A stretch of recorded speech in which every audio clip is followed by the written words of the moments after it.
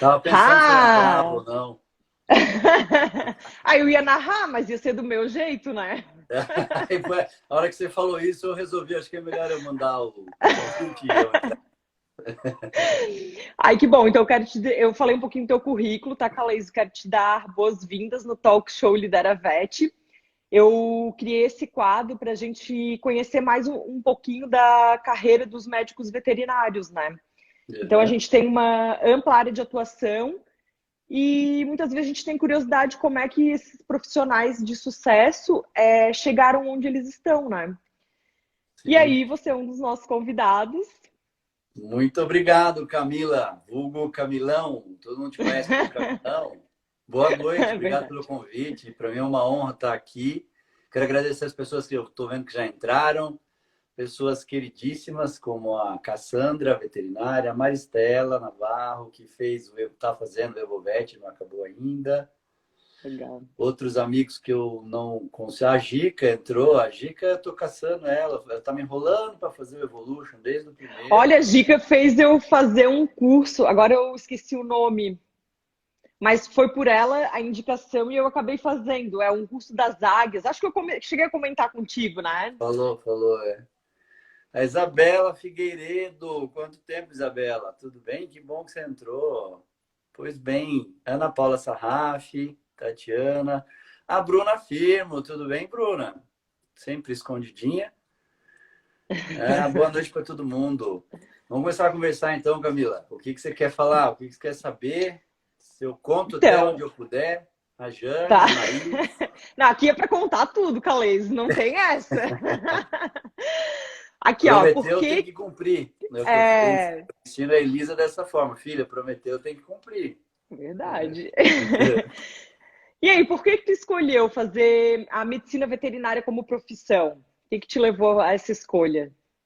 Camila, foi a mesma questão que eu acho que mais de 90% dos veterinários escolhem essa área, né? Eu sempre gostei muito de bicho, eu tenho recordações da minha primeira infância, de 3, 4 anos.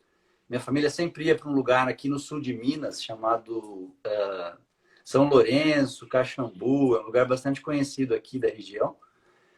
E a gente ficava no Hotel Fazenda e minha atividade preferida era ficar alimentando os patinhos na beira do lago, ficar vendo os animais e tudo mais. Então, eu sempre gostei muito de fazenda, de área rural, sempre gostei muito de bicho. Até outro dia eu estava conversando com uma colega de Maceió, a Karina.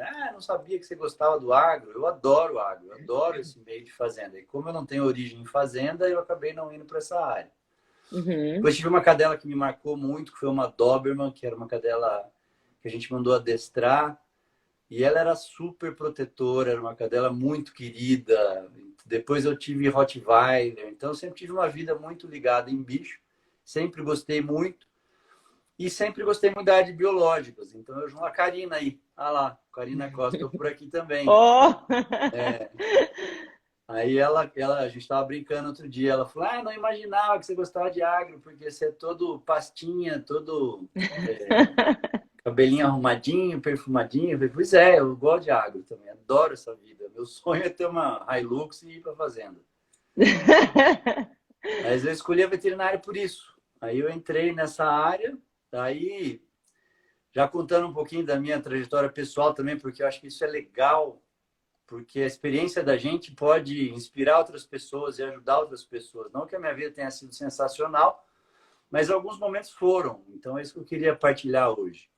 Uhum. Eu estudei no melhor colégio da região. Meus pais sempre foram muito família, fizeram tudo pela gente. Somos 5 filhos e eles proporcionaram um estudo de muita qualidade. Só que eu era um estudante, Camila, que eu não era brilhante, mas eu Uhum. também não era ruim, eu era mediano, assim. Em algumas matérias eu me sobressaía, tinha facilidade, em outras nem tanto. E aí, quando chegou na época do vestibular, nas outras questões também. Então, eu fazia natação, eu adorava natação, mas nunca era o melhor da equipe. Estava sempre entre os mais lá, brigando, mas nunca era o melhor. Uhum. Jogava futebol, mas eu também não era o artilheiro do time. Uhum. E eu não sei por que cargas d'água, na hora do vestibular, minha cabeça virou e eu falei: agora eu vou ser referência no que eu vou escolher fazer. Não sei dizer exatamente. Aliás, é uma questão que eu preciso buscar no autoconhecimento, o que foi que virou na minha cabeça, porque isso certamente é um recurso interno que eu posso usar, né? Uhum. Mas naquele momento eu falei, eu quero ser bom, eu quero ser o melhor. Meu pai nunca fez pressão para a gente passar em escola pública, né, faculdade pública. Ele não era rico, mas tudo que ele tinha, ele investia nos filhos, nos 5 filhos. Uhum. Então ele deixava a gente à vontade. Só que eu falei, não, mas eu vou estudar porque eu vou passar numa escola pública. Me lembro até que eu passei por um momento de estresse, porque daí eu acabei fazendo um pouco errado, eu fiquei focado só no estudo. Daí eu comecei a fazer vestibular em março. A ideia era passar né, na faculdade no final do ano. Mas eu estudei tanto de março a julho, que aí em julho também alguma coisa me veio. Hoje eu sei o que é a questão da intuição. Uhum. É só a gente refinar um pouquinho o nosso autoconhecimento, as nossas emoções, que a gente consegue treinar a nossa intuição de forma geral. E alguma coisa me dizia, presta no meio do ano que você vai passar. Eu lembro, estava conversando com um amigo meu, um ex-amigo, hoje ele é meu cunhado, depois ele casou com a minha irmã, daí já não é mais amigo, virou cunhado. E ele fazia... Mudou. Mudou o status. Ele quis mudar o status, azar dele. Perdeu um amigo. Tudo bem, ganhou uma mulher, uma família. Porque ele fazia cursinho comigo. E daí ele virou para mim num dia, eu me lembro até hoje, ele falou, você vai passar, né? Eu falei, vou. Eu nunca tive essa confiança assim muito grande nas coisas, embora eu sei que eu transmita confiança, eu também tenho as minhas inseguranças. Isso também eu vou falar, porque também quero... É importante a gente que tem microfone na mão e que tem a oportunidade de falar sobre a nossa vida, contar para mim também para as outras pessoas que a gente também faz as nossas cagadinhas, né? Dá as nossas mijadinhas fora do pinico, perdão da expressão, a gente faz coisa errada, tem inseguranças, medos. Outro dia me perguntaram nos stories, você teve alguma insegurança na sua profissão? Eu falei, tive várias. E eu vou contar as principais, pelo menos hoje. E aí ele falou para mim, você vai passar, né? Eu falei, vou. Alguma coisa está me dizendo que eu vou passar. E no meio do ano tinha Uberlândia, que é federal, e tinha Londrina, que era estadual. Não sei dizer também porquê, eu só fiz a inscrição em Uberlândia. Olha. E é uma história assim interessante, para dizer o mínimo. Aí eu lembro que assim, para fazer a inscrição do vestibular, a inscrição era próxima do feriado de 1º de maio. Não tinha essa facilidade de internet, de não sei o quê. A inscrição você tinha que ir lá fazer. E o cursinho que eu estava fazendo não organizou, porque teve ano que eles organizavam. Quem vai prestar em tal lugar? As inscrições a gente faz tudo de uma... Não, tinha que ir lá em Uberlândia fazer. 700 quilômetros de ônibus. Não tinha também As coisas mudaram, né? mais barata. Mudaram, graças a Deus. E aí, meus pais foram viajar no feriado do 1º de maio, e eu fiquei para estudar, porque daí eu me dediquei integralmente ao estudo. E daí eu me lembro que meus pais chegaram da praia e eu estava decidido. Eu falei, não, quer saber, eu não vou prestar, não. Eu acho que eu não vou passar, é muito trabalho ir até lá e depois voltar e não sei o quê. Ele falou, não, você vai prestar. Nem que seja para experiência, você vai. Pode arrumar suas coisas, eu estou indo para a rodoviária, eu vou te levar agora para a rodoviária em São José para pegar o ônibus para ir para Uberlândia. Não vou, não vai sim. Não interessa se você vai passar ou não, mas você vai prestar sim. Eu falei, puta, tá bom. Não é prestar, é fazer a inscrição do vestibular. Era ir fazer a inscrição e voltar, esperar o próximo ônibus e voltar. E 800 quilômetros para fazer a inscrição, é isso? Isso, daí eu fui de madrugada, viajei a madrugada inteira, cheguei lá tipo 6 horas da manhã, já fui direto para a faculdade, fiquei esperando abrir o campus, fiz a inscrição do vestibular, voltei para a rodoviária já com o livrinho do cursinho, estudando, me ralando. Próximo ônibus, 6 horas da tarde. Fiquei o dia inteiro na rodoviária de Uberlândia. Voltei, de novo, madrugada dentro. 7 horas, 7h30 da manhã, eu estava no cursinho no outro dia para fazer cursinho, de tão focado que eu estava. Então, assim, é fácil falar hoje, né? Veterinário de sorte. Vem comigo. Ninguém viu a história lá atrás, né?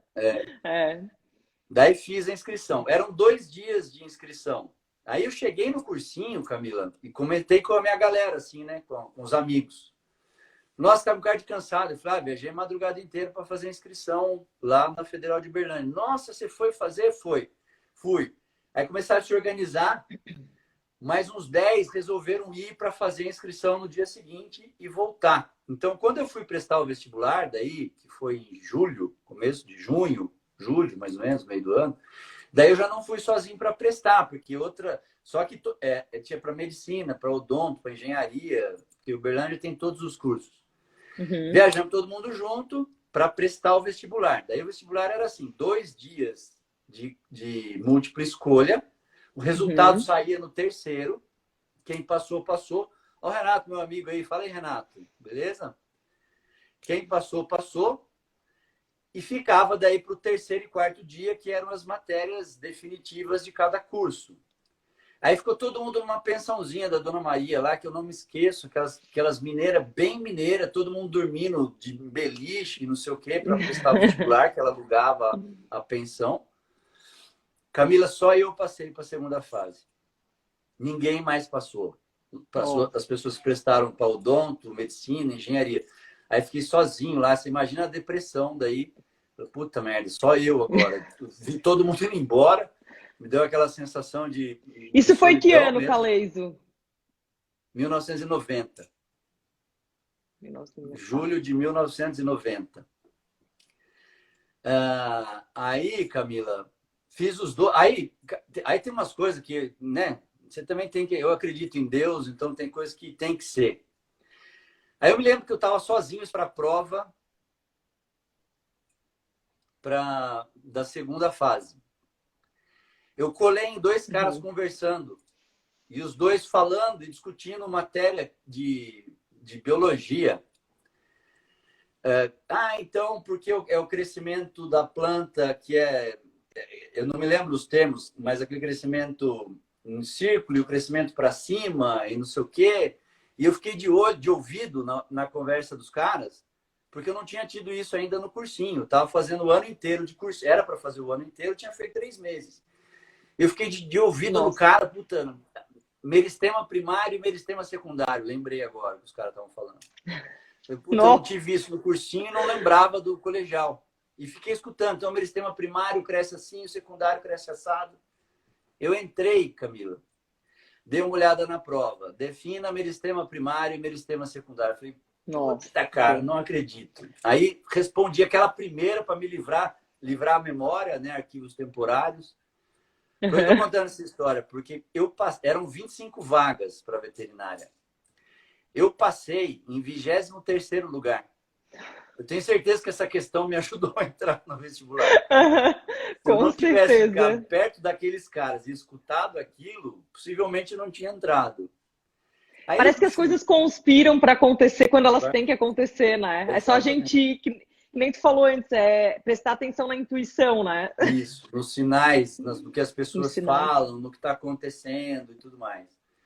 Resumo da ópera, voltei com a certeza que eu tinha passado. Aquilo tinha uma convicção dentro de mim que falava, você passou. Esperei, aí o resultado saiu uma semana depois, eu me lembro, eu tinha que ligar para lá para saber, queria saber, o que você prestou, como é que é seu nome? Você foi aprovado. Eu estava sozinho, eu fui sozinho para um canto, peguei o telefone sem fio, porque isso já existia. Não tinha celular, mas o telefone sem fio já existia. Opa, então tá bom já. Aí eu recebi a moça me falou, não, você passou. Eu falei, você confirma para mim? Era aniversário da minha prima naquele dia. Aí foi aquela festa, minhas irmãs fizeram um cartaz para mim, escreveram no espelho com batom. Foi uma festa. Aí eu passei. Aí fui fazer. Quando eu fui fazer, já no primeiro ano da faculdade, eu tive um professor que eu sempre falo dele, o professor Frederico Zanan, foi professor de anatomia. Mas na época ele já era um ponto fora da curva, porque era um dos poucos que tinha um doutorado fora, e era um cara que era muito, muito focado mesmo. Então ele era exemplo para quem queria seguir uma carreira de sucesso. O Fredão, que era parceiro da turma, sabe aquele professor? Ele foi, como é que fala? Que quando você precisa de alguém para endossar o seu aluguel e tudo mais, ele assinou para a gente na República. Professor muito parceiro. E ele cobrava na prova de anatomia, era muito puxado, ele cobrava muita coisa. E eu estava focado, continuei focado, estudando pra caramba, e eu comecei a gostar de cardio já por causa dele, porque ele misturava um pouco de fisiologia com anatomia, então toda semana tinha provinha de anatomia, e na prova do Ô, sistema Caleizio, circulatório... desculpa te interromper, só para fazer um... Tu usou esse teu Fiador, Cassandra, professor... isso mesmo, a Cassandra me deu o termo, fiador. Tu usou esse teu professor como modelo Foi, para construir um pouco da tua trajetória de carreira. foi, foi. Uhum. Ele era meio espelho, porque assim, ele era um cara, ele também tinha vindo do nada, conseguiu crescer Uhum. na carreira, de muito esforço, estudando, e ele tinha muito reconhecimento, inclusive fora de Uberlândia, no Brasil todo. Ele era respeitado na USP, então era um cara que a gente Uhum. falava, pô, não é pouca coisa, Uhum. é isso que eu quero ser. E aí, na prova do sistema circulatório, ele pedia para a gente escrever o caminho da grande circulação, mas era com todos os detalhes. Se perdesse um detalhe, perdia a questão inteira. Então, era o ósteo da válvula mitral, ventrículo esquerdo, ósteo da válvula órtica, aorta, grande círculo. Você tinha que descrever tudo, o Uhum. sistema circulatório, e daí foi aí que eu comecei a me apaixonar por cardio. E daí, durante a graduação, eu comecei a estudar cardiologia já meio que sozinho. Enfim, já estou entrando, falei demais. Não sei se você quer saber isso, se eu vou contando, ou se você vai... Vamos, vai contando. Tá. Eu também não queria me demorar muito, porque tem outras coisas que eu acho muito legais para contar, muito nesse assunto. Mas aí eu comecei a estudar cardiologia. Quando eu me formei, não tinha curso de pós-graduação lato sensu, então eu comecei a fazer as coisas meio no peito. Eu fui estudando e aprendendo meio que sozinho, as coisas foram dando certo. Estágio, fazia estágio, Fazia, não era fazia. muito aberto. Fazia? Não era muito aberto, não era. Aí no Brasil tinha duas pessoas que faziam ecocardio, né, na veterinária, só que eram pessoas que não ensinavam. Era daquela época que a Uhum. pessoa lutava para conseguir aprender, e quando ela aprendia, ela trancava aquilo em 7 chaves, né? Então agora, se você quiser, você também vai ralar, porque eu não vou te ensinar. Aham. E aí eu comecei meio que na marra, eletro, eu consegui, fiz um curso do Camacho, que era um curso que ele dá até hoje, de 4, 5 dias lá na Unesp e tal, e Aham. fui com o que dava para ir. E estudando, e ralando, e as coisas começaram a dar certo, até que eu comprei um ecocardiógrafo, daí eu financiei dinheiro, vendi carro, refinanciei o carro do meu pai no banco para pegar um segundo financiamento, para conseguir pagar o aparelho, que naquela época era caríssimo, e não sabia fazer o eco ainda. Eu fui meio que, Uhum. não, vou comprar para aprender a fazer. E daí comecei a fazer, como eu já sabia bastante a parte de clínica cardiológica, então o eco era só uma... Pra você ter ideia, ninguém sabia o que era eco na minha região. Quando eu saí fazendo divulgação, as pessoas perguntavam para que serve isso. Os As veterinários. pessoas, os teus colegas, né? Aham, os É, nossos. Aham. por que serve? Por que vai me resolver isso? Explicava e tal, enfim. Só que aí eu tive uma questão, isso que aconteceu, que eu vou contar agora, foi o que mudou minha carreira. Foi minha virada de chave. Isso eu contei numa palestra que eu dei no MedVep de 2017. O nome da palestra era O Ego, Tu Erras, Eles Antieticam. Os Seria 3 bem interessante. piores Es da veterinária. Eu erro, não, tu erras, Eu eu ego. ego, tu erras, eles antiéticos. Quer dizer, eu sou bom, quem erra é você, e aí vamos falar um pouco de ética. E daí eu conto isso que eu vou contar agora, nessa palestra. Teve um colega aqui da região, bastante renomado na parte de ortopedia. São 3 irmãos japoneses. E aí eles também eram pioneiros na área deles e tal, ficaram sabendo que eu fazia eco, pô, vem fazer um eco aqui pra gente. Era 80 quilômetros da minha cidade. Um exame, um aparelho que pesava 30 quilos que eu levava no lombo. Uhum. Daí eu fui fazer e era congênita, Camila. Eu nunca tinha visto cardiopatia congênita, não tinha curso, não tinha casuística, não tinha nada, mas eu falei, eu vou. Uhum. E era o Rottweiler mais bravo que eu já atendi na minha vida. Tinha 6 meses. Ele morria, Nossa. mas ele não deixava de tentar comer você vivo. Com os tutores, não pode segurar muito forte, porque senão ele desmaia. Com aquela falta de recurso, de onde põe a tomada no aparelho, ser com medo do cachorro bater a pata no aparelho, virar, e daí o prejuízo é teu. E fiz o exame do jeito que deu. Para resumir a ópera e desdramatizar, eu errei o diagnóstico. Mas não foi qualquer erro, foi um erro horrível. Até hoje falar disso me dói, mas eu falo porque as pessoas também se encorajem a falar dos próprios erros. Uhum. E daí, depois de um tempo, Camila, passou, sei lá, não vou lembrar quanto tempo, uma semana, 2 semanas, sei lá. Eu levei as imagens, não dá para gravar o exame, levei as imagens para um cardiologista amigo meu, humano. Tocou Deu uma falhadinha. né, tocou meu telefone aqui, eu tive que dar um end aqui na ligação. Aí eu levei as imagens, falei, o que você acha? Não, pode ser isso, pode laudar assim mesmo, mete bronca e tal, e estava errado. E daí o Alexandre ligou para mim depois de um tempo, de forma muito tranquila, assim, Calez, tudo bom? Alexandre. Ô, Alexandre, tudo bem? Contentinho, crente que ele ia me pedir outro exame, né? Ele falou, então, sabe aquele Rottweiler que você veio fazer? Foi desse jeito a conversa. Eu falei, sei. Aí eu já senti o sangue baixar, assim, né? Ir pro pé.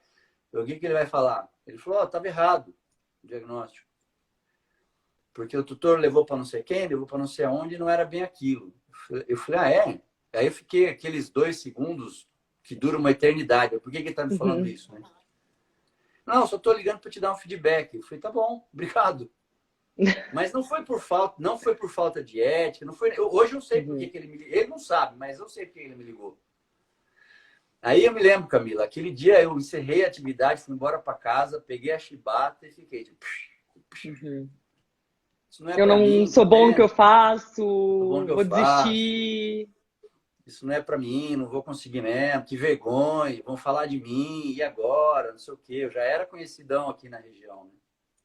E fiquei lá com o aparelho parado, encapuzado, ele tinha uma capa enorme, deixei ele parado, pagando 2 financiamentos. Um do banco e o outro pro meu cunhado. Coisa que eu não incentivo ninguém a fazer, emprestar dinheiro de cunhado. Nem de cunhado, nem para cunhado. É outro cunhado, não é aquele que era meu Ah, amigo. tá. Não é o que perdeu o status de amigo. Não.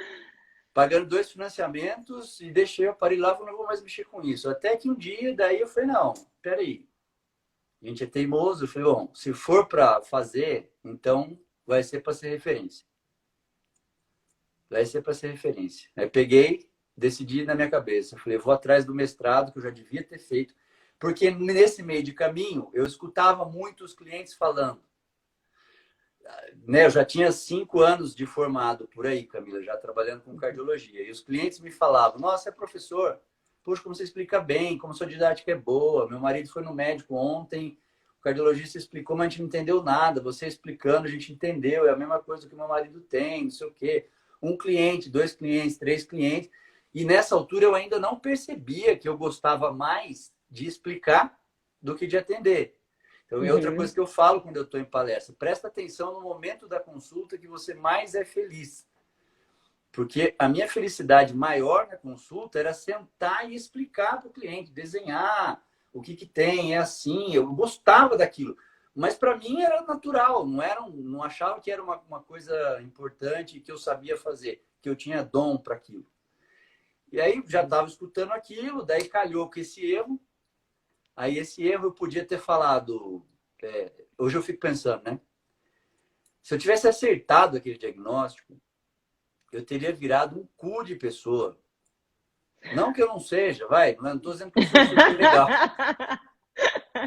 Não é isso que eu estou dizendo, mas eu teria subido no meu ego, teria ficado gigantesco, enorme, porque imagina, acertei um diagnóstico de uma cardiopatia congênita e nunca ninguém me ensinou, eu fui lá e acertei e fiz. Um cachorro super bravo que não deixava. Então aquele erro foi a minha salvação. Hoje eu entendo isso, porque eu reagi ao erro depois de passar pelo processo autopunitivo, por um tempo prolongado demais, mas a minha chave virou. Aí eu aproveitei com aquela história dos clientes me falando, nossa, como você fala bem, como você explica bem, como você é didático, você faz mestrado, você é professor, nossa, achei que você fosse professor, meu nome também já ajuda, né? Kalezo, parece japonês, né? Super inteligente. Eu Aí adoro eu a procurei história do teu mestrado, nome, Camila. né? Aí o mestrado, primeiro eu procurei na veterinária, numa faculdade pública muito boa, com uma cadeira de cardiologia boa. Eu não vou dizer o nome do titular, da pessoa que era titular da cadeira naquela época. E olha, tudo bem, marquei uma entrevista, vim aqui conversar sobre mestrado, queria. Onde você se formou? Eu falei, Uberlândia, não tem vaga. Buf, bateu a porta na minha cara, assim, e me mandou. Não teve respeito sequer pelo ser humano que estava diante daquela outra pessoa, não teve respeito pelo colega veterinário, embora eu fosse muito mais novo. Falei, porra. Aí, aquilo, também eu podia falar assim, puta, tá vendo? Não é para mim. Não tem importância, não tem importância. Alguma coisa vai acontecer. Daí é o que eu falo, de você olhar e ter otimismo. Hoje também, eu não tenho oportunidade, porque essa pessoa não vai se lembrar de mim, mas eu tenho muita vontade de encontrar e abraçar. Falar, olha, muito obrigado. Eu recebi um não da sua pessoa de forma pouco elegante e isso me empurrou para dentro do INCOR, que é o maior centro de pesquisa em cardiologia da América Latina. Foi por causa disso que eu fui para lá. Se eu tivesse sido aceito na instituição que você era responsável na ocasião, eu não tinha tido a experiência de fazer mestrado e doutorado no INCOR. Então, agradeço, eu sou grato a essa pessoa. De verdade, eu sou grato a essa pessoa. Por quê? Porque no INCOR, eu abri a minha cabeça para pesquisa, para como funcionam as coisas em outros cursos, na medicina, na fisioterapia, educação física, nutrição, enfermagem. Eu trabalhei com diversos outros profissionais, coisa que não teria acontecido se eu tivesse feito dentro da veterinária. Tá tudo bem quem faz na veterinária, tá tudo ok. Estou dizendo que a minha experiência foi diferente. Sim. Então, a minha trajetória é essa. Daí eu comecei a dar aula. E aí, vou falando, Camila? Você quer me perguntar as coisas? Vai falando que a segunda era sobre a tua trajetória de carreira, mas já está acontecendo, tá ótimo. Tá. Olha lá, a Janaína falando que antes de me conhecer achava que eu era japa mesmo. Todo mundo fala, Calezo, não sei o quê. Tem gente que acha que é Ô, Calezo, grego. fala um pouquinho só da história do teu nome, que eu adoro, bem rapidinho, bem resumidinho, assim. Meu nome é grego, quer dizer aquele que contempla o mar. Por que eu inventei essa história do meu nome é grego? E nessa aura mística? Porque quando eu falo que meu nome é Zuleika, ao contrário, as pessoas riem. Elas acham graça. É muito bom. Daí você imagina um adolescente tímido na balada chegando para as meninas, no meio do putz, putz, pô, como você chama? Eu já falava Calezu. E às vezes eu explicava, é Zuleika ao contrário. Deu uma menina deixou falando sozinho, falou, você tá de sacanagem comigo. Eu falei, eu tenho que mudar. Daí eu mudei a história, eu criei essa questão do que é grego e quer dizer aquele que contempla o mar. Ótimo, Mentira, meu ótimo. nome eu tenho muito orgulho do meu nome. Meu nome é uma história de amor. Meu pai e minha mãe eram super apaixonados, se amavam, amaram demais, tiveram um propósito de vida muito bonito. E desde que eles namoravam, que meu pai brincava com o nome da minha mãe, invertendo os filhos, nós vamos ter um filho chamado Calês, não sei o quê. Então, assim, eu brinco. É difícil, né? Passei por situações difíceis na vida de bullying, mas também foi importante isso para mim, porque me ajudou a me tirar um pouquinho a timidez, e é um assunto que eu uso para quebrar um pouco o gelo em palestra, mas enfim, aí a questão do nome é essa. Aí eu comecei a dar aula, é nisso que eu estava. Mas tu teve uma clínica também, não teve, Calezo? Tive uma clínica. Então, quando eu fui fazer o mestrado, eu já era dono de clínica. Já era dono de clínica, tá. Se quer que eu conte um pouquinho das dificuldades, eu vou contar. Eu sou de Jacareí, que fica a 70 quilômetros de São Paulo. Eu tinha clínica, eu já tinha 6 anos de formado, então era uma clínica consolidada, já era independente financeiramente e tudo mais. Mas eu tinha que me deslocar para São Paulo todo dia. Aí, quando eu ia fazer o mestrado, eu acabava tendo que pegar ônibus. Então, eu acordava 4h30 da manhã, pegava o ônibus das 5 horas, para chegar em São Paulo às 6 da manhã. E daí eu pegava 2 linhas de metrô para chegar às 7 da manhã no INCOR e começar. Porque eu acertei isso com a minha orientadora. Eu falei, olha, professora, eu abro mão da bolsa porque eu tenho a clínica. Não pode, né? Quando você tem já uma renda, você não pode Uhum. ter bolsa de FAPESP, CNPq e tudo mais. E eu, por ética, eu falei, não quero nem arriscar, não quero saber se dá certo. Eu abro mão da bolsa, só Uhum. que aí eu vou pedir para a senhora se eu não tenho condição de fazer dessa forma. Eu chego às 7 da manhã, trabalho o que tem que trabalhar, e depois eu vou embora para dar atenção para minha clínica. Ela falou, não, tudo bem. Ela é uma gaúcha, ela está lá no INCOR até hoje. Recentemente eu fiquei sabendo que ela continua orientando, inclusive. Tem veterinário fazendo lá. Eu Uhum. acabei também abrindo porta lá dentro, o que foi muito legal. Uhum. E ela aceitou, ela também já era mais velha, daí ela já confiou mais em mim, acreditou em mim, falou, não, tudo bem.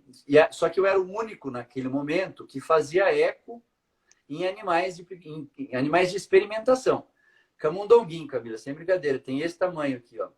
Uhum. 20 gramas o camundonguinho. E tinha um super aparelho que estava subutilizado. Eu já cheguei com o currículo, ó, eu faço eco.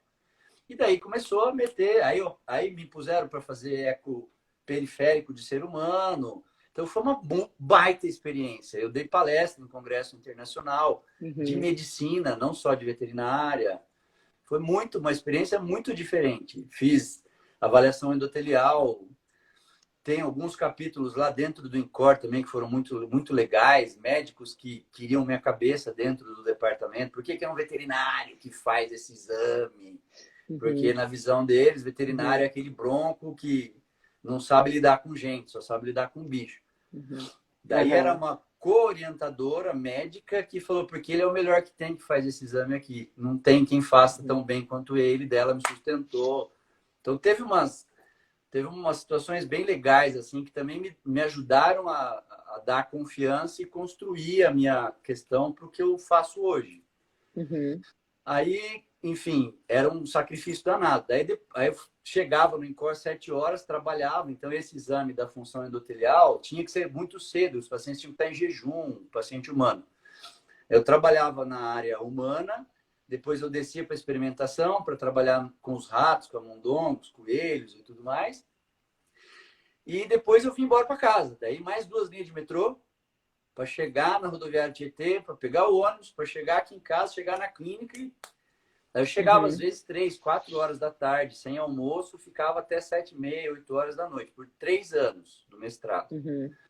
Aí no doutorado melhorou um pouco. Daí eu negociei com a minha orientadora, eu defendi o mestrado, então eu tenho título de mestre também, eu não quis fazer direto para ganhar experiência. Uhum. Daí no doutorado começou a ficar um pouco mais fácil. Daí ela começou a me liberar um pouco mais. Já tinha mostrado aqui, vim, né? Então já tinha mostrado competência e tudo mais. Aí ela facilitou um pouco. Daí tinha dia que eu ia de carro também. Começou a ficar um pouco mais fácil. Daí foram mais 3 anos de doutorado. Essa foi o resumão de mim, tudo que eu fiz lá no INCOR. Né? Aí fiquei mais 2 anos Uhum. depois de defender o doutorado, colaborando com outros projetos. E aí comecei a dar aula na veterinária.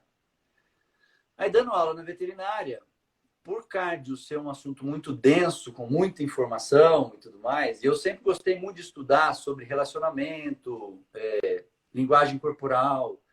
Então eu já tinha um pouco de sensibilidade e acabei aprimorando essa sensibilidade de olhar para a pessoa e saber se eu estou sendo cansativo, se eu estou conseguindo me fazer entender. Então, quando eu percebia que as pessoas estavam começando a ficar cansadas e, puta, eu estava perdendo a turma, eu entrava com esse assunto de linguagem corporal, que daí é um Uhum. assunto que interessa para todo mundo. Daí eu brincava. Sim, eu Se a assisti sua namorada uma. faz isso, ela está mentindo para você.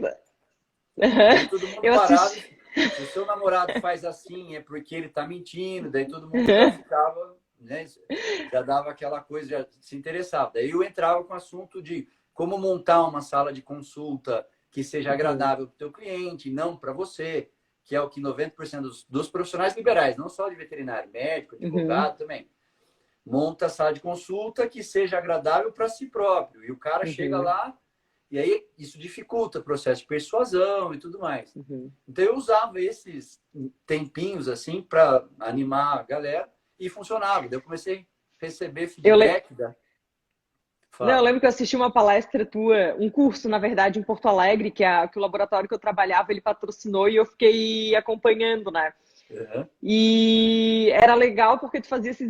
Não, eram. Realmente, eu acho que eu. Até na época eu me interessei por cardiologia por causa de ti. Uhum. E tu fazia essas pausas Para dar pra uma, ficar mais leve, né? para dar uma desanuviada, porque senão é muita informação. Eu gosto muito dos porquês ainda, gosto de falar de Uhum. fisiologia e tal, então eu Uhum. acabava sobrecarregando um pouco e daí eu descontraía dessa forma. E daí eu comecei a receber muito feedback legal. Daí tem um que eu sempre conto, que é do Ortiz, ele é de Juí, no Rio Grande do Uhum. Sul.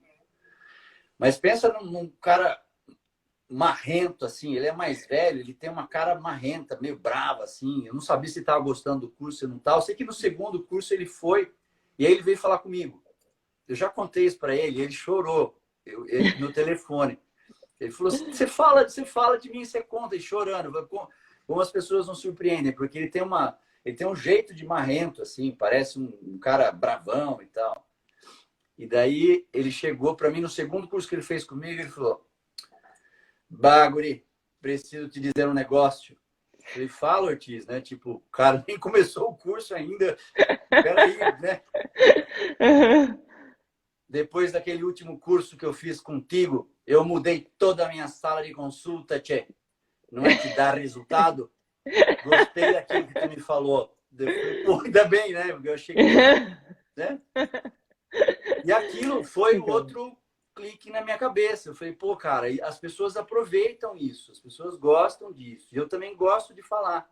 Uhum. E daí eu não acredito em coincidência, em casualidade. Eu acho que quando você.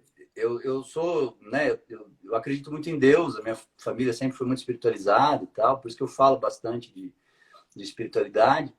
Acho que Deus prepara o caminho quando você realmente se entrega e que você tem fé que as coisas estão sendo feitas para você e você faz a sua parte. Aí eu tenho um amigo de longa data também, que não é veterinário, que não tem nada, é amigo de outros meios, assim. Aí ele veio com essa história: ah, cara, vamos fazer um curso de coaching comigo, eu tô querendo fazer, não sei o quê.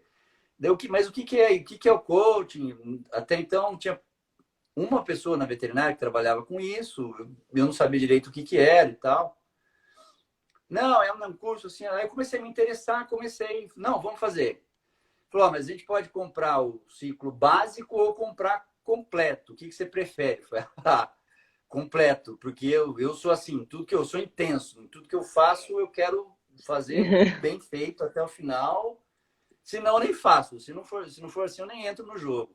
Não, beleza, então vamos lá. Compramos o curso completo, começamos a fazer os módulos. E aí eu comecei a ver muita semelhança do coaching com o que eu aprendi na minha infância dos meus pais, falando a respeito do porquê da gente olhar para as pessoas, tratar bem e etc., que tem esse lado espiritualizado. O coaching, você também é master coach, então assim, a gente escuta só a questão humana, ajudar a pessoa a se desenvolver, ser melhor, alcançar o objetivo dela, encontrar o propósito, não sei o quê. Mas eu sempre linkava, não dá para ser, não, na minha concepção, pela minha vivência, não dá para separar as coisas. E daí eu comecei a fazer. E daí eu comecei a pensar que eu preciso fazer alguma coisa dentro da veterinária, porque eu sei das dores do veterinário. Eu sei da pressão psicológica que a gente passa muitas vezes com o tutor que não aceita o que o animal está, que o prognóstico é ruim. Eu sei da questão financeira, que é difícil, não é uma profissão fácil de ganhar dinheiro. Não adianta Uhum. tapar só com peneira e dizer que não, veterinário dá para ficar rico. Não é assim. Tem que mudar Uhum. muita crença, tem que mudar um monte de coisa. Eu sei das questões de você ter que trabalhar demais, enfim. E daí comecei, faz uma coisa, o caminho vai se preparando, ele vai se ajeitando, até que eu montei o Efeito Evolution, que você fez, que na época não chamava Uhum. Efeito Evolution, depois que eu mudei o nome, daí Do ficou Vet Performance. isso. Que é aquele curso de imersão, de autoconhecimento, para descobrir uma série de coisas e tal. E daí as coisas começaram a rolar. E daí, assim, comecei a, de novo, receber os feedbacks das pessoas, então os depoimentos e tudo mais, enfim. Até hoje eu fiz uma sessão de coaching com um colega de Curitiba, o Vicente, que ele está fazendo o Evovet. Então, quando eu lancei o Evovet, que é outro curso, o Evovet só porque a Isabela, VET Performance, agora é o Efeito Evolution. O Vicente falou, o Vicente andou fazendo propaganda do Evovet e falou que vai fazer o Evolution e contou para umas colegas veterinárias dele lá em Curitiba. Aí ele me contando hoje na sessão. Eu fiz propaganda, mas eu não sei nem do que eu estou fazendo propaganda, porque você fala que não pode falar o que acontece lá. E aí as minhas amigas estavam me chamando de louco. Como é que você vai num negócio que você não sabe o que vai acontecer lá e tudo mais? Então, a essência da imersão é autoconhecimento de uma forma que tem um impacto muito grande. Tipo, cai um monte de ficha. Né? Você fez, a Isabela que está aqui fez, a Cassandra fez. Deixa eu ver se tem mais gente aqui que fez. Se tiver mais gente aí, me dá um alô. O Fábio Gulo está aqui. Não tinha te visto não, Fabião. Ele fez o penúltimo. Então, é um evento que é sensacional. E daí começou a receber feedback, tudo de novo, e legal. E aí eu acabei não abandonando a cardiologia, mas eu acabei indo para essa área de desenvolvimento pessoal, que é o que eu estou mais me dedicando agora. Mas as pessoas perguntam, mas você ainda atende cardio? Eu atendo. Ah, mas você ainda dá aula? Dou aula, mas numa proporção um pouco menor, porque eu tenho que agora intensificar a divulgação e etc. nesses eventos de desenvolvimento pessoal. E ainda tem a Soninha, meu amor, a Soninha fez. Cara, a Sônia é sensacional, a Sônia. Ela é uma veterinária carioca, ela já tem mais idade e ela participou do Efeito Evolution de tudo.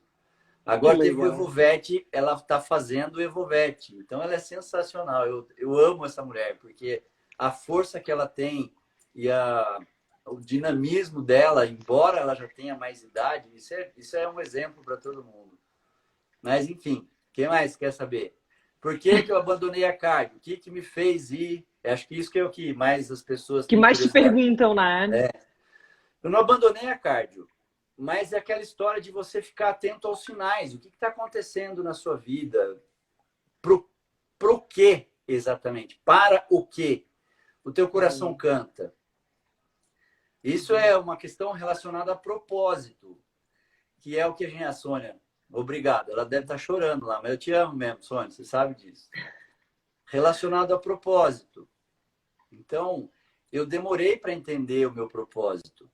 E eu falo para as pessoas que na Ana Paula Sarraf, eu falo para as pessoas, se você não sabe ao certo o seu propósito, não tem que ter crise por causa disso. Tem técnicas. E dentro do Evovet, uma das coisas que a gente fez foi exercícios para se alcançar o propósito. Que são exercícios muito, muito legais. Por quê? Tem uma frase do Nietzsche que eu gosto muito. Aquele que sabe o seu porquê, ele encara quase todos os como. Vou repetir. Quem sabe o seu porquê, encara quase todos os como. Quando você sabe por que você nasceu, por que você está aqui, qual que é o teu propósito de vida, a coisa grita no seu coração. E aí você vai fazer se estiver chovendo, se tiver sol, se tiver trovoada, porque aquilo é teu propósito, muda um pouco a figura do negócio. E o meu caminho, algumas pessoas já nascem sabendo o próprio propósito. Outras pessoas, como eu, o caminho vai mostrando, só que você tem que estar atento aos sinais. E eu confesso que eu demorei para prestar atenção. Então, tem gente que me pergunta assim, nossa, mas você fez mestrado e doutorado no INCOR? Puxa, tanto sacrifício. O diploma está ali na parede, os dois. Você vai abandonar? Você não tem dor no coração? Eu digo, não. Primeiro, que eu não estou abandonando. Segundo, que isso fez quem eu sou hoje. Faz parte de mim. Ter passado pelo INCOR, ter lidado com um médico que, via de regra, são profissionais bastante arrogantes, inclusive aqueles que têm mais titulação. Então, quando eles veem profissionais não médicos, a forma de tratar é diferente. Isso foi importante para mim. Isso construiu quem eu sou hoje. E aí, prestar atenção em tudo isso, desde o momento que, olha para trás, o propósito está relacionado com a sua história de vida. Então, olha para trás. Vê o que você já passou. O exercício dentre outras coisas, é isso que eu falo. Eu não vou dar o spoiler do exercício, porque eu quero muito que as pessoas façam o Rebovete. Mas Uhum. propósito relacionado com a sua história. E quando eu olho a minha história, o que teve de bom, o que teve de ruim, o que eu podia ter feito melhor. Mas quando eu pego as questões que aconteceram na minha vida profissional e pessoal, o meu propósito hoje é muito claro. É muito claro. Então, é por isso que eu acabei fazendo uma correção, não é desvio, mas uma correção de Uhum. rota para chegar, para me alinhar com o meu propósito. Mas eu não abandonei a cardio, porque eu adoro ensinar cardiologia. Estou para gravar uma palestra, um congresso online que vai ter do Chico da Melovete, inclusive. Então, não abandonei, mas o meu propósito, agora eu entendi o meu propósito. Agora eu Uhum. entendi por que eu comi um monte de grama na veterinária, por que eu lidei com questões de falta de ética de alguns colegas de renome, inclusive. Eu entendi por que eu lidei com isso. Eu passei por um monte de coisas que, obviamente, não dá para contar por motivos óbvios, mas Uhum. de gente tentando me derrubar de todas as formas, dentro da cardiologia, Uhum. dentro dos cursos de aula. Ainda tem gente tentando me bater de forma um pouco mais velada agora. Mas Isso me isso também intriga foi. muito na nossa profissão, né? Essa, que nem tu falou, acho que é uma briga de ego, né? Vamos ver Mas não é quem que só a na nossa gente. profissão. Aí é que É. tá. Então, passar pela medicina dentro do INCOR me mostrou exatamente isso. Não é só na nossa profissão, é em qualquer profissão. É que na nossa profissão dói mais, porque é onde a gente está vivendo. Uhum. Então a gente tem a questão de achar que é só na veterinária. Não é só na veterinária. No direito é Uhum. assim, na odonto é assim, dentro de empresa, mundo corporativo. Eu tenho o Renato, deve ter saído Eu da sala. vivi isso no mundo corporativo, No né? mundo corporativo, em todas as dimensões, é um querendo puxar tapete do outro. Isso faz parte do ser humano. Então, a questão. E o que eu estou vivendo em termos de questões pessoais hoje também Uhum. faz parte do meu propósito. Eu estou. Né, a questão com a Elisa, tudo que eu estou vivendo, eu sei por que eu estou vivendo. Uhum. Eu acredito nisso. Então, mais ou menos é assim. De novo, né? Vou falar de Deus. Caleison, meu filho, você quer ensinar inteligência emocional? Então você vai aprender. Uhum. Então, vou te dar a oportunidade de você viver. E aí é que entra a questão do propósito. Você pode parar para perceber as pessoas que têm claramente o seu próprio propósito definido, normalmente passaram por situações difíceis, sobreviveram àquilo, e agora elas estão ensinando outras pessoas a passar por situações semelhantes ou a mesma situação, inclusive. Então, mais ou menos, essa é a minha trajetória. Obviamente, com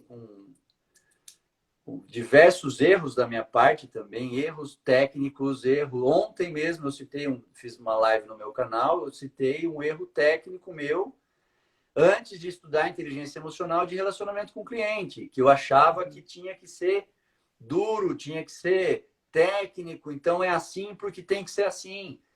Aí eu Uhum. peguei um paciente com edema pulmonar em Campos do Jordão, na clínica de uma grande amiga minha, que é a Melina, que ela me indicou, e não tinha recurso lá, e eu dizia para a tutora, não dá para ficar aqui, é uma condição sim ou sim, você tem que levar esse animal para outro lugar agora para ser internado, ou ele vai morrer.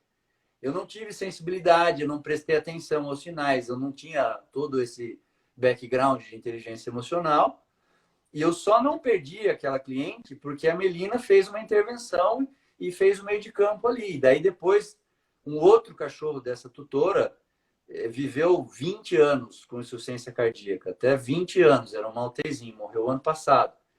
A Uhum. mulher, ela ficou eternamente grata a mim, porque ela atribui a questão do animal ter vivido bastante, fez vários episódios de tempo pulmonar e tudo mais.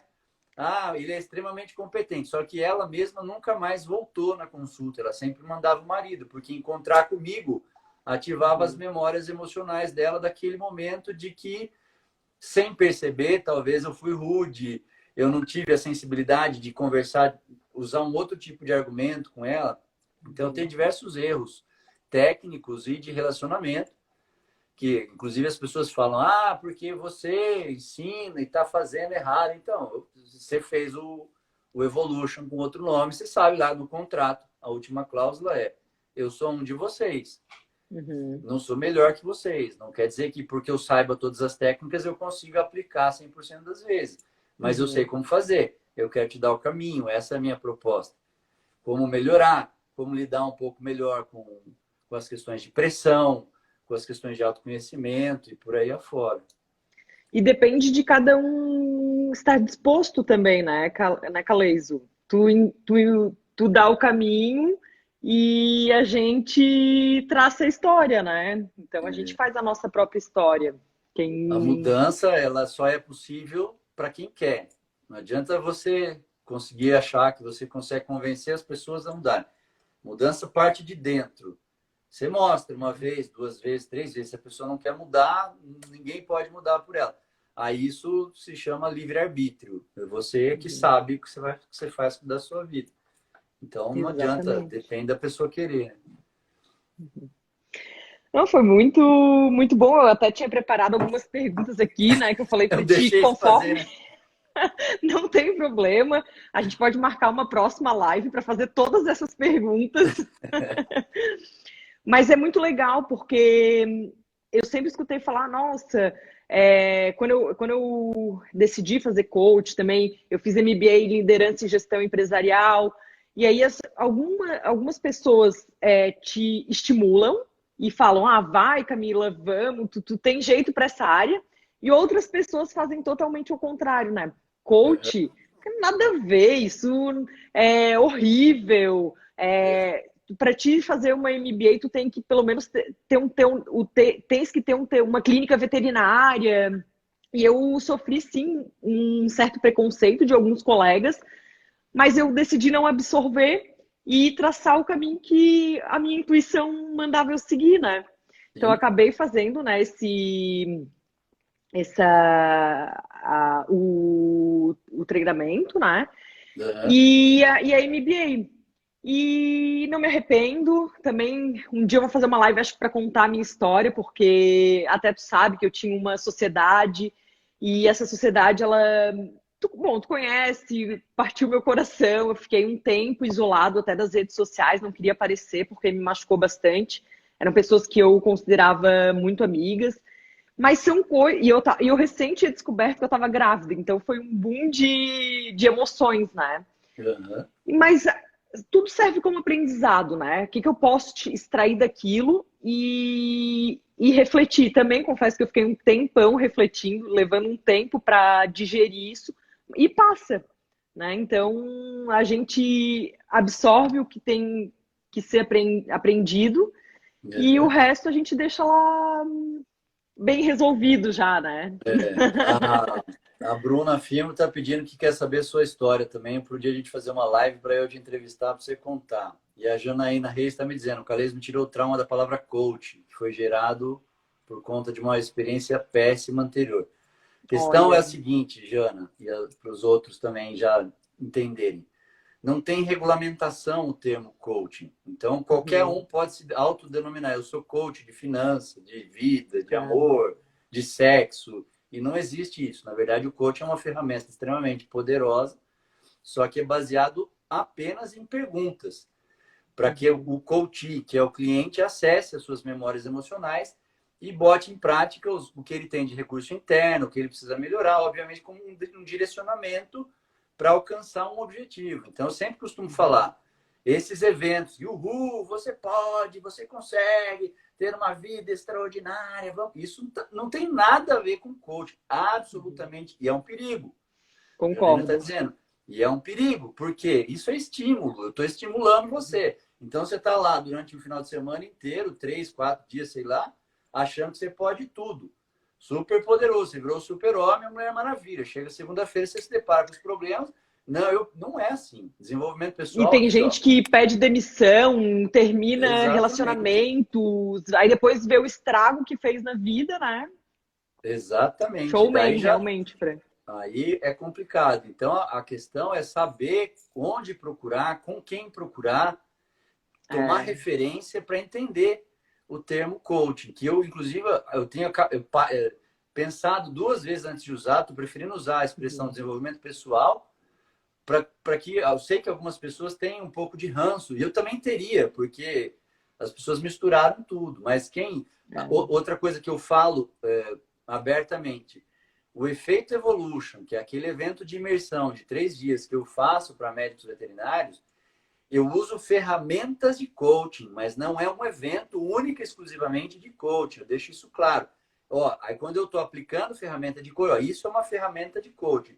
Quando é outra coisa, isso não tem nada a ver com coaching, para que a pessoa saiba o que está acontecendo.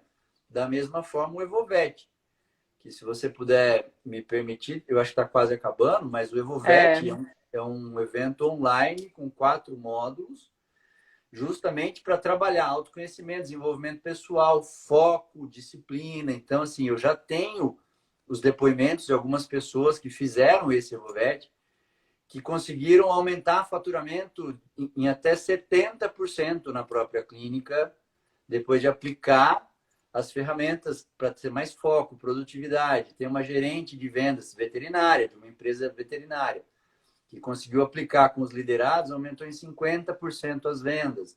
O outro colega que tem uma clínica, que é o Paulo Clay, ele permitiu que eu falasse, por isso que eu estou falando o nome deles. Paulo Clay, se estiver aí ainda, me dá o ok.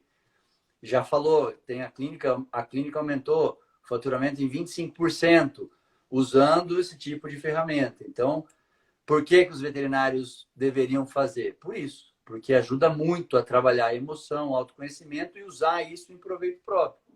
Tudo que a gente faz depende da nossa emoção. O que eu sinto interfere diretamente no que eu faço. A emoção é a base do ser humano. Então, se você não tem isso muito bem esclarecido e muito bem resolvido, sua produtividade cai, você começa a comprometer relacionamento dentro de casa, na clínica.